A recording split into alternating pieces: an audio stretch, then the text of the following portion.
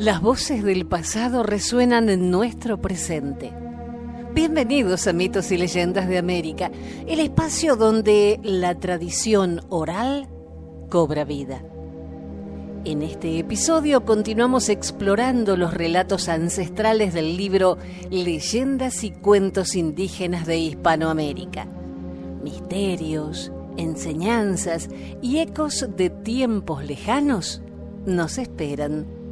Acompáñame en este viaje por la imaginación y la memoria de nuestros pueblos. Soy Jenny de Bernardo.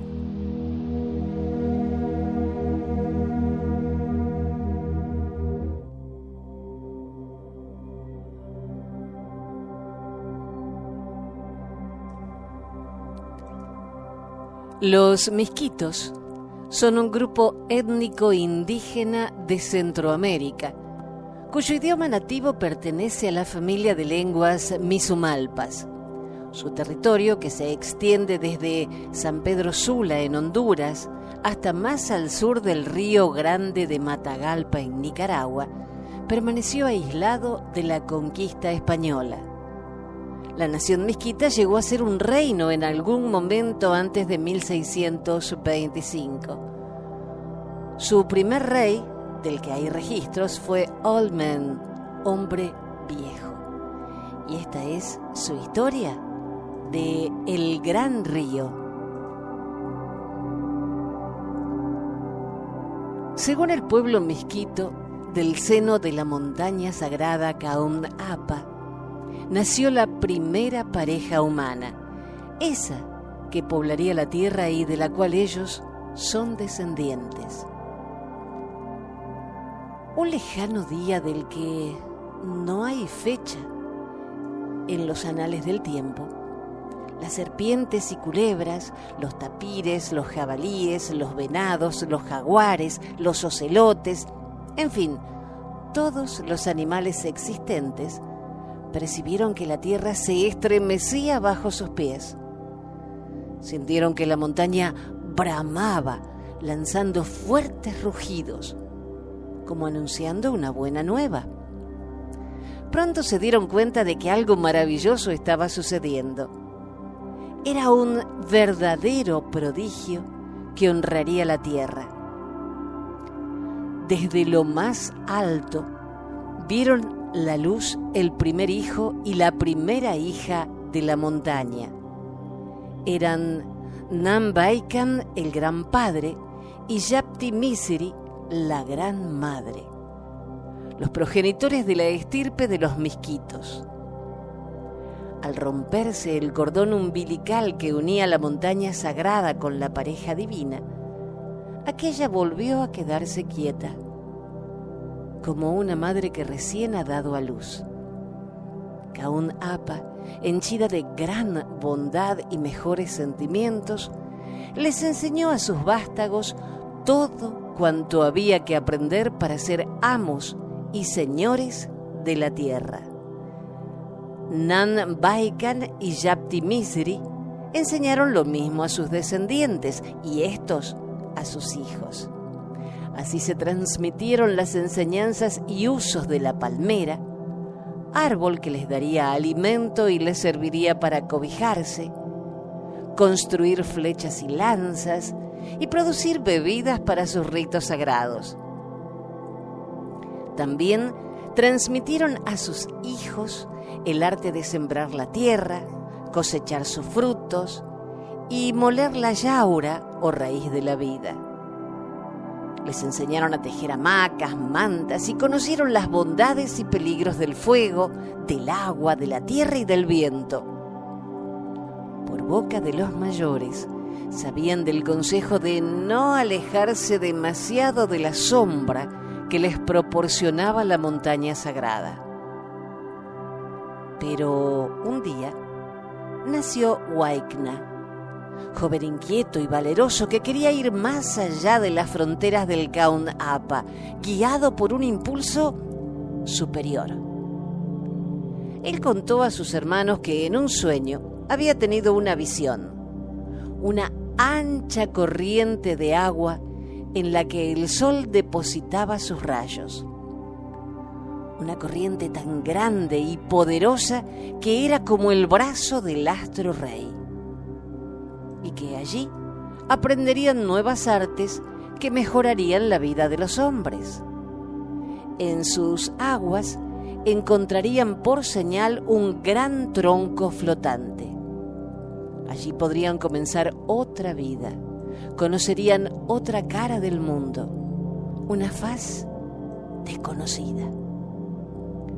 El consejo de no alejarse de la montaña sagrada era para otros, no para él y la nueva generación, afirmó Waikna en un consejo. Ellos eran los descendientes del gran padre y la gran madre y debían mostrar su valor, su inteligencia y su astucia. Su entusiasmo motivó a otros de sus hermanos, los que un día tomaron sus pertenencias y se pusieron en marcha hacia donde el sueño les había revelado una mejor vida. Llevaban el fuego, las estacas de la raíz de la vida, sus armas, sus ritos y sus cantos. A la cabeza marchaba Waikna, guiando a los suyos, consolándolos de sus fatigas y alentándolos para que no se dejaran vencer por las asperezas de la travesía. Pronto veremos la señal. Ese será el inicio de una nueva vida, los animaba el joven guerrero. En la gran odisea subieron y bajaron gigantescas laderas, bordearon pedregosos precipicios, cruzaron enmarañadas selvas, vadearon torrentosos ríos, escabrosos pantanos y ciénagas. Una noche, al amparo de las estrellas, mientras descansaban, llegó hasta sus oídos un sobrecogedor rumor, incesante y bronco, como la respiración entrecortada de un gigante. Poco a poco empezó a crecer entre ellos la desconfianza y el temor. Al amanecer, Waikna ordenó iniciar la nueva jornada como si nada ocurriera. Algunos pensaron en regresar, volver a los dominios de la montaña sagrada, pero, encubriendo su temor, siguieron al aventurero que muchas veces había demostrado un valor y arrojo incomparables, ingenio desmedido y decisión difícil de igualar. El rumor fue creciendo y el desconcierto también. Al atardecer, alcanzaron las arenas de una playa desierta y vieron con asombro una inmensa superficie ondulante. Tan ancha era esa masa de agua azul que se perdía en el cielo. Los lomos de agua que se sucedían interminables reventaban cerca de sus pies, convertidos en una blanca espuma.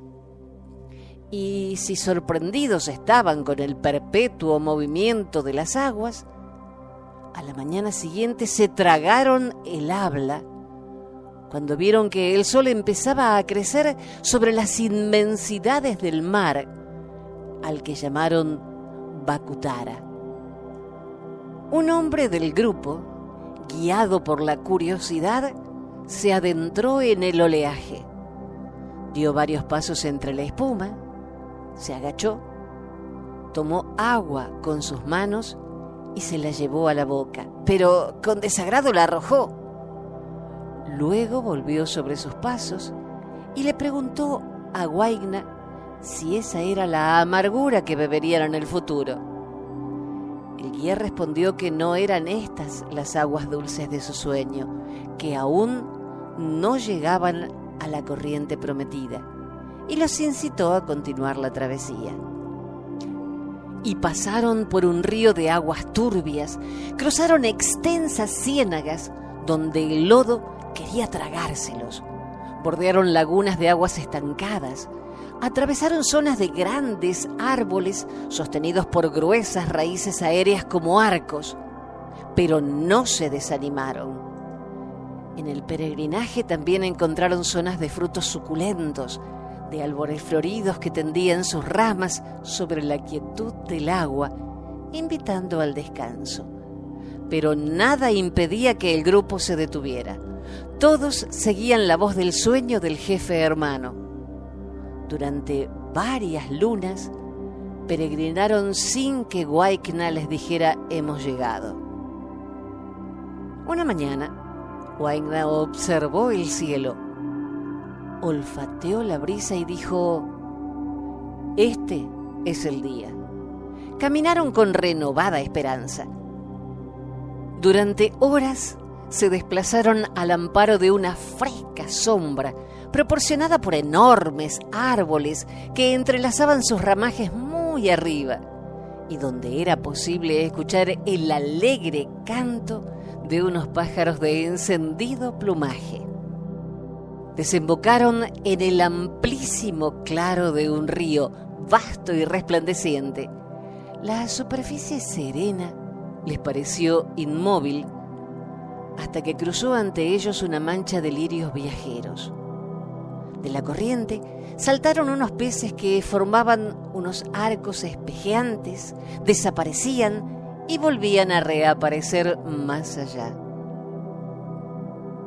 Probaron el agua y esta era dulce, tan dulce como ninguna. Todos estaban maravillados. Waikna lanzó un grito y este resonó contestándose a sí mismo. Tomaron posesión de la zona y llamaron al río con el nombre de Guanqui. Junto a él vivirían ellos y sus descendientes. Pero el sueño aún no estaba completo. Mientras sus hermanos y hermanas se bañaban en las frescas aguas, Waikna caminó por la orilla en busca de la señal. Más allá, en un recodo, encontró un gran tronco que flotaba. Waikna miró la otra orilla y supo que era allí donde debía sembrar las estacas de yaura para que se multiplicaran. Llamó a sus hermanos y hermanas, les dijo que trajeran sus pertenencias y las depositaran sobre el tronco flotante. De pronto, este se desprendió de la arena y poco a poco fue desplazándose hacia la orilla.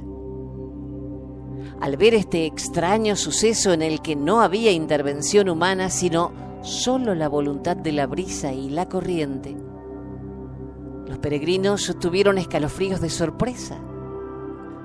Waikna los tranquilizó, diciéndoles que nada debían temer del Guanqui, que de ahora en adelante él sería para ellos como un padre fuerte y generoso. Después respiraron tranquilidad y se saciaron con la hermosura del gran río.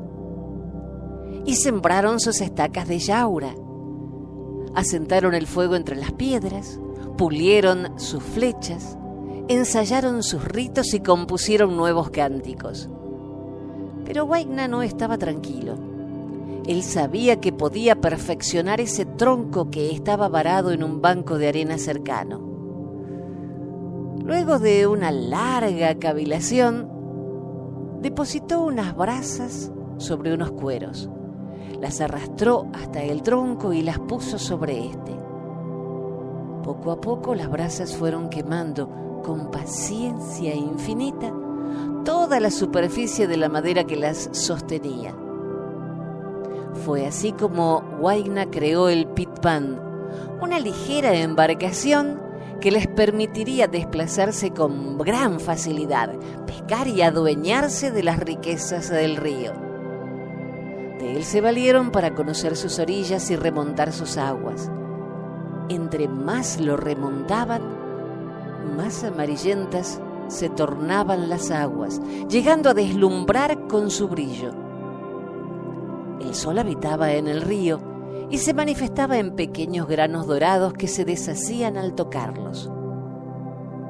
Waikna comprendió que esos gránulos dorados eran las escamas de la diosa Liwa Mairin, protectora de los misquitos.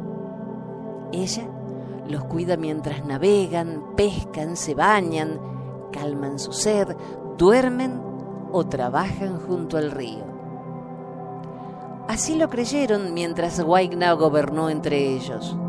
Pero Liwa Mayrin también puede oscurecer el cielo, desatar el viento y la lluvia, hinchar la corriente, volcar las embarcaciones, arrasar las casas con su lodo, cada vez que sus protegidos se apartan del camino de la rectitud trazado por Huayna el virtuoso.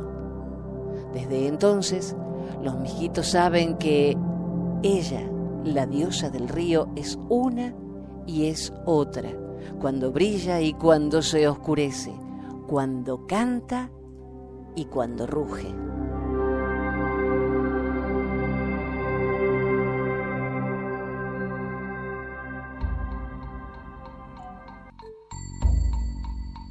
Esta es la leyenda azteca de Yanique, el príncipe Nahua.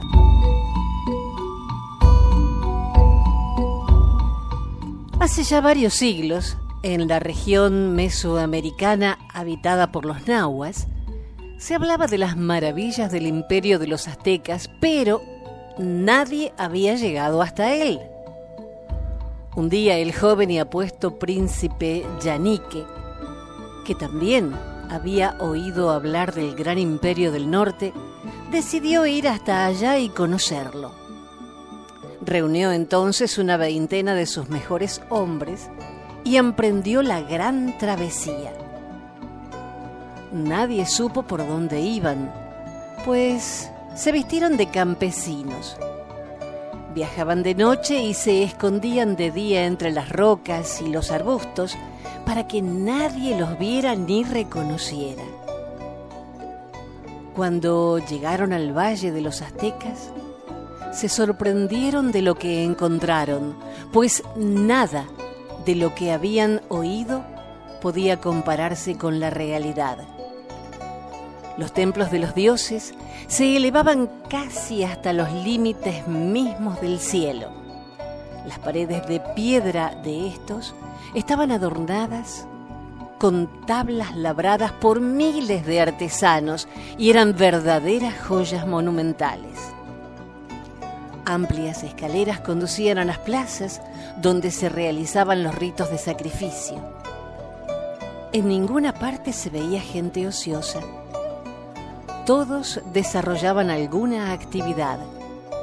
Los campesinos trabajaban la tierra y cultivaban maíz, cacao y batata, y recogían frutas y verduras que los forasteros no conocían.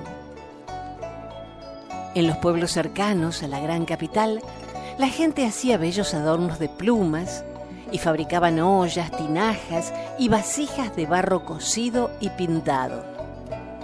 También había orfebres que trabajaban el oro y la plata y creaban deslumbrantes joyas, aretes, collares y armas de diferentes tamaños.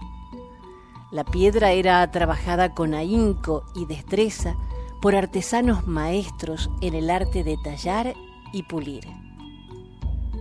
Yanique, que deseaba el progreso de su gente, negoció las semillas de los frutos desconocidos en su tierra y logró que varios jóvenes artesanos se comprometieran a acompañarlo a la región de donde él provenía para enseñarles a los suyos las artes y las ciencias en las que ellos eran expertos.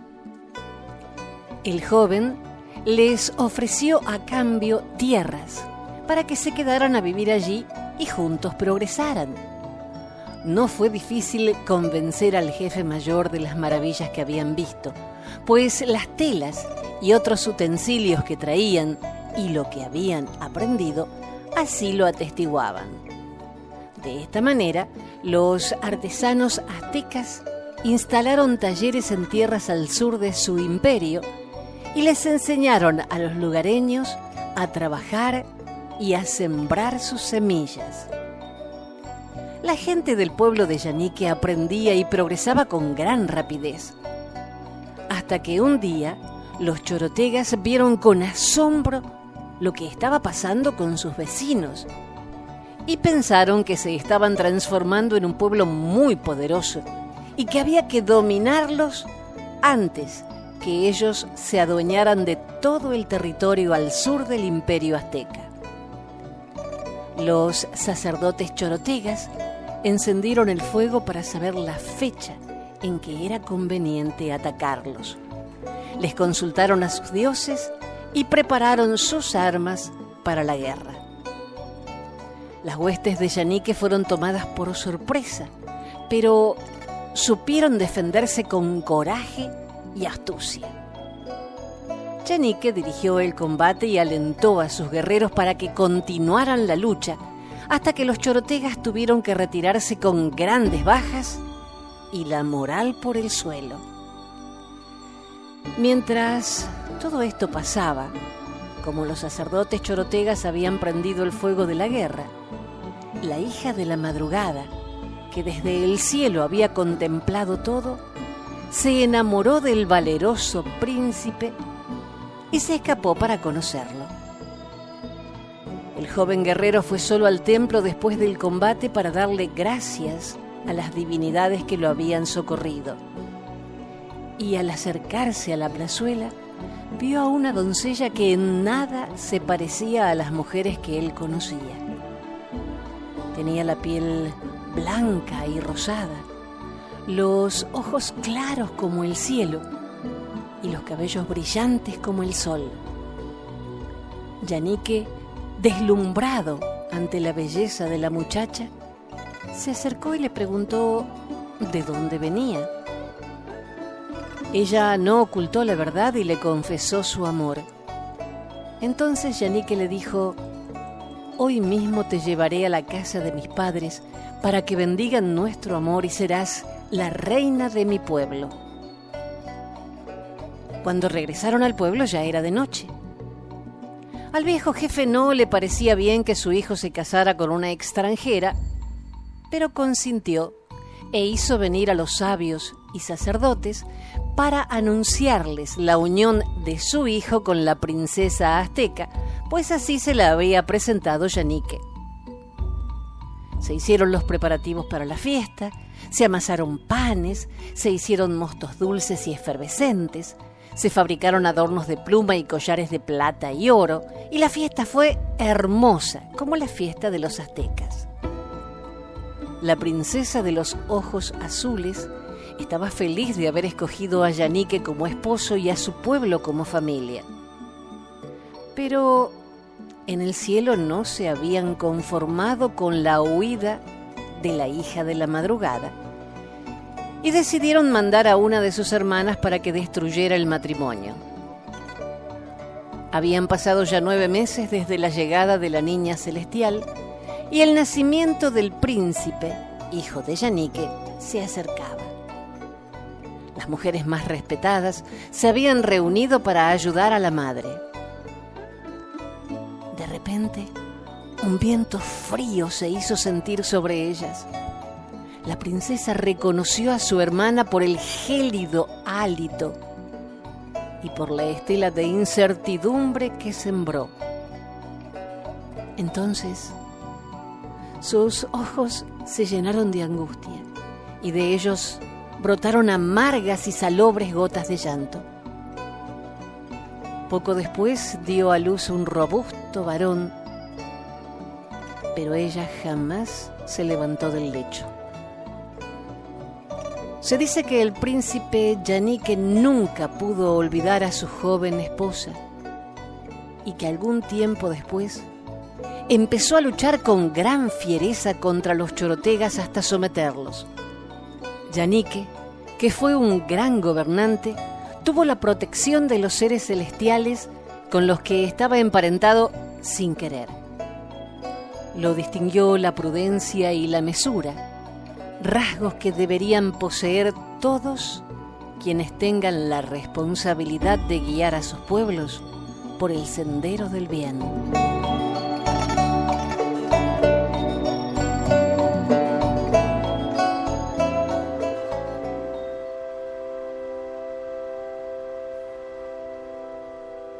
La Laguna Encantada es una leyenda cuna. Entre los habitantes de la región donde pasa el río Tuira, en Panamá, existe una vieja leyenda en torno a la hermosa laguna Matusagaratí, quienes la creían un lugar misterioso, poblado de monstruos de todas las especies. En sus aguas se agitan las culebras y los lagartos de cuerpo escamoso y afilados dientes. Sus ondas fatídicas convertían en seres horrendos o quitaban la vida al osado que se atreviera a mirarse en ellas. Se decía que un ser maligno destruía las voces de los cazadores que se aventuraban por el inmenso bosque. Sin medios para comunicarse, caminando sin rumbo por la intrincada espesura, se perdían en la jungla inaccesible y sombría, de la cual nadie salía con vida. Todas estas historias perduraron en la mente de los darienitas y aún de los mismos españoles, quienes convirtieron al Darién en un paraje tenebroso de supersticiones y terrores.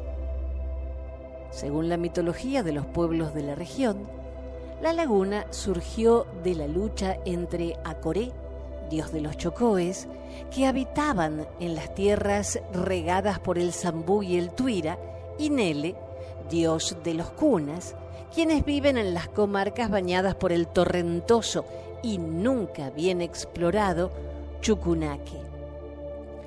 Acoré y Nele se disputaban el amor de una bellísima mujer darienita llamada Setetule. Cegados por la pasión, luchaban noche y día con odio fiero, deseando cada uno exterminar a su rival. Las tribus, entre tanto, permanecían tranquilas. Nadie osaba tomar partido por alguno de los dioses.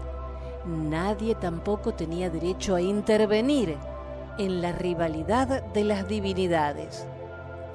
Setetule pertenecía al pueblo cuna, pero su corazón se inclinaba hacia Acoré, el atractivo y arrogante dios de los chocoes. Sin embargo, disimulaba su sentir buscando la concordia. Para no desagradar a su dios, ocultaba su amor. Pero sucedió lo que tenía que suceder, lo que el destino había determinado. Setetule tenía un hermano, el valiente Matusagaratí, o Tierra Feliz. En cierta ocasión lo mandó con un importante mensaje ante Acoré. Cumplida su misión, regresaba Matusagaratí, cargado con toda suerte de regalos que le obsequió el dios, así como de presentes valiosísimos que Acoré enviaba a Nele, su enemigo. Caminaba muy ufano y satisfecho de sí mismo, ajeno a lo que el destino le había deparado. Nele, sabedor de la embajada, loco de cólera y celos, sin darle tiempo para hablar ni disculparse, le quitó la vida. Luego, arrastró a su víctima por la tierra humedecida hasta las orillas del Tiura, dios del mal. Con violencia extraordinaria cogió entre sus fuertes brazos al caído y lo arrojó furioso a las aguas con todos los obsequios del rival. Tuira, espectador del hecho, se asustó.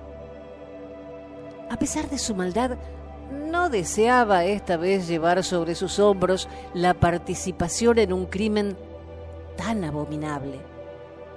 Tenía miedo de Acoré. Recordaba el cruel castigo con el que el dios castigó sus desacatos y maldades. Para salvar su responsabilidad puesta en duro trance por el impetuoso y vengativo Nele, recogió el cuerpo de Matusagaratí con todos los regalos y lo arrojó lejos de sí. Luego se colocó de centinela junto al muerto para impedir que alguien lo ultrajara. La sangre del hombre, que brotaba a raudales de sus heridas, formó la laguna y los regalos, las piedras y los bosques que a sus orillas se extienden. Desde entonces, la laguna llevó el nombre del infeliz hermano de la bella Setetule, y la doncella, herida en sus más profundos sentimientos, siguiendo los mandatos de su alma, buscó y halló consuelo en el pecho fuerte y amoroso de Acoré. El dios y la muchacha se casaron. Esto agudizó todavía más la rivalidad entre Nele y la pareja. Ese odio se extendió a las tribus de los Cunas y los Chocoes, y aún hoy sus descendientes, a pesar de los siglos transcurridos, jamás han podido encontrar la paz.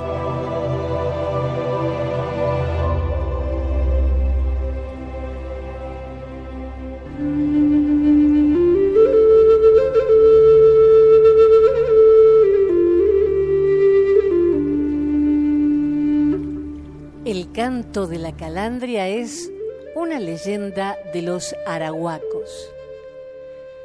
Hace cientos de años, cuando los ancianos le transmitían a los jóvenes todos los secretos de la vida, y en especial cómo construir sus armas, que como es de suponer eran hechas de piedra, huesos, palos, fibras vegetales, tripas de animales y otros elementos de la naturaleza, no existía aún la calandria.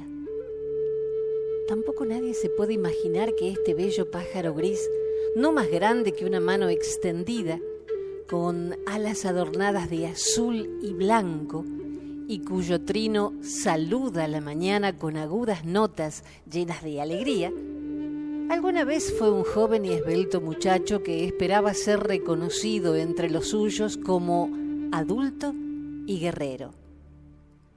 Urijamo, que así se llamaba el joven, se preparaba para la gran fiesta en la cual sería sometido a una prueba y consagrado como guerrero.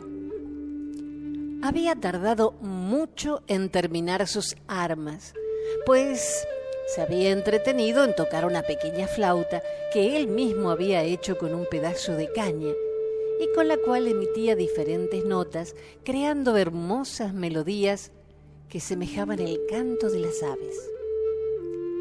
Finalmente, cuando terminó de tensar su arco y afilar la punta de sus flechas, se puso a practicar mostrando gran pericia. Era infalible y eso le provocaba gran orgullo. Se sometería a la prueba porque la bella princesa Oriú no lo quería esperar más. Lo iba a elegir como su pareja en la ceremonia que se celebraría después de la gran competencia, donde los jóvenes debían mostrar todas sus habilidades.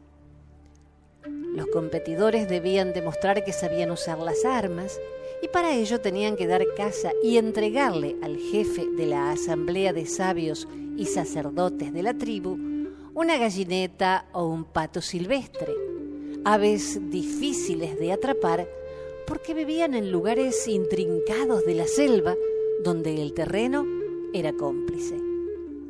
A Urijamo le quedaba una semana para cazarlos en las misteriosas y extensas selvas del Orinoco.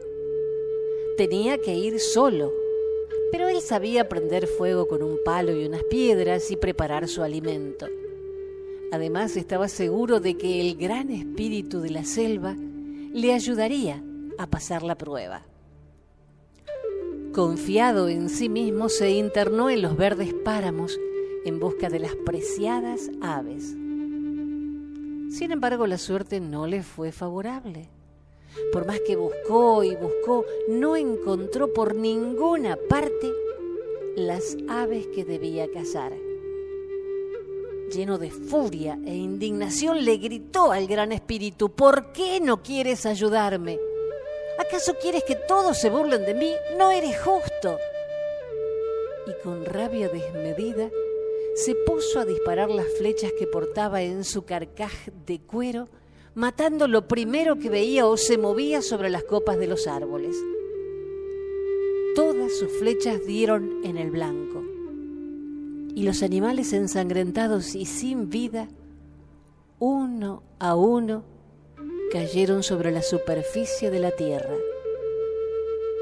Pero a Orijamo no le importaba lo que había hecho.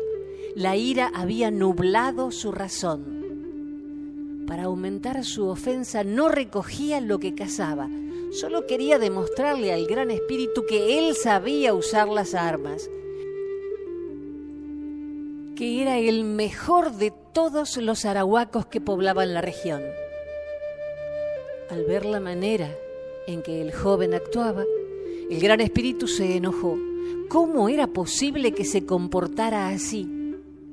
¿Acaso Orijamo no sabía que solo se permitía cazar lo que era necesario? ¿Por qué no respetaba las leyes de la naturaleza? El Gran Espíritu, molesto con el comportamiento del muchacho y conmovido por aquella matanza, dirigió los pasos de Orijamo hacia el gran pantano, donde las aguas y el fango lo aprisionaron, impidiéndole salir de allí.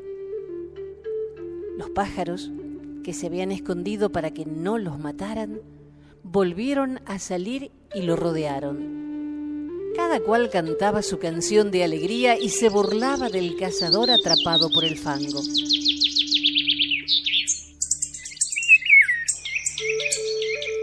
Cuando el Gran Espíritu vio que el joven perdía la vida, tomó su cuerpo y lo convirtió en pájaro. Un pájaro para que nunca olvidara lo que había hecho. Lo dotó de los colores de las aves que lo rodeaban y le permitió cantar todas las canciones que había escuchado antes del castigo. Así nació la calandria, el pájaro de canto melodioso, uno de los más armoniosos de toda la selva. Al amanecer, cuando la ceremonia estaba terminada y el sol empezaba a poner un poco de luz en el cielo, los nuevos guerreros se fueron a descansar. De pronto, a lo lejos, oyeron el canto de un pájaro que no habían visto ni escuchado antes. Y pensaron que era el joven guerrero que había estado ausente en el rito de iniciación, el que regresaba tocando su flauta. Pero su sorpresa fue grande. Solo vieron un pajarito desconocido y en su recuerdo decidieron llamarlo Orijamo. Con el tiempo, este nombre se perdió y se le dio el de calandria que aún pervive.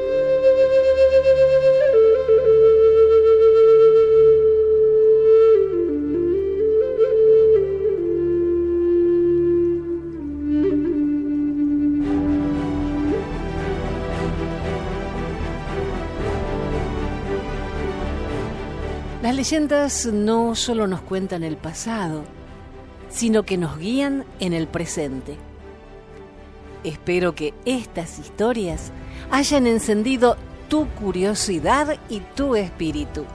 Si te gustó este episodio, compártelo y sígueme en redes sociales para seguir descubriendo juntos los mitos de nuestro continente. Nos encontramos en el próximo relato de Mitos y Leyendas de América.